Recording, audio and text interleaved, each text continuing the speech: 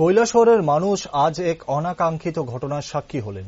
সভ্য সমাজে এ ধরনের ঘটনা কোনোভাবেই কেউ মেনে নেওয়ার মতো নয়। বৃহস্পতিবার কৈলাসহরে আরজিএম হাসপাতালে বহির্বিভাগের বারান্দায় একাদশ শ্রেণীতে পাঠরত এক উপজাতি নাবালিকা মেয়ের মৃত সন্তান প্রসব করেন। জানা গেছে, এই মেয়েটির বাড়ি নেপালটিলা এলাকায়। কৈলাসহরের চিনিবাগান এলাকার দ্বাদশ শ্রেণীতে পাঠরত এক যুবকের সাথে নাবালিকা মেয়েটির দীর্ঘ ৩ বছর ধরে সম্পর্ক ছিল।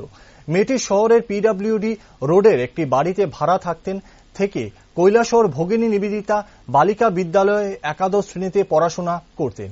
বৃহস্পতিবার সকালবেলা মেয়েটির প্রসব ব্যথা উঠলে মেয়েটির এক বান্ধবী মেয়েটিকে ভগবাননগর জেলা হাসপাতালে নিয়ে যায়।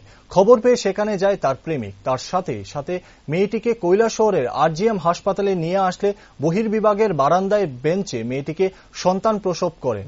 চিকিৎসকেরাও সাথে সাথে মেয়েটির চিকিৎসা শুরু করেন, কিন্তু সন্তান প্রসবের পর দেখা যায় সেটি মৃত। তোমার কি নাম?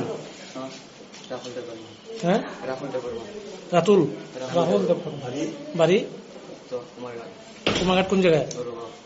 হ্যাঁ, কুমারঘাট ডলুগাঁও। ওখানে একটু আগে না বলে নেপালটিলা বাড়ি। তো ডলুগাঁও আর নেপালটিলা তো একটা নাম, এটা তো দলাই জেলা। তো এখানে কি হয়েছে ঘটনা আজকে?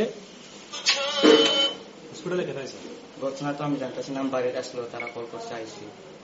ওই যে মেয়েটা যে প্রেগনেন্ট হয়েছে, এটা চিনো নি মেয়েটারে? তোমার গার্লফ্রেন্ড? তুমি কি বিয়ে করছো? না না, রিলেশনে আছে। তোমার রিলেশন আছে? তো তোমাদের মা বাবা জানেন রিলেশন? তো মেয়েটার বাড়ি কোন জায়গায়? তুমি এমনিতে কি করো? পড়াশোনা করো। কোন ক্লাসে? মেয়ে কি পড়ে? মেয়ে পড়েনি? 11-এ।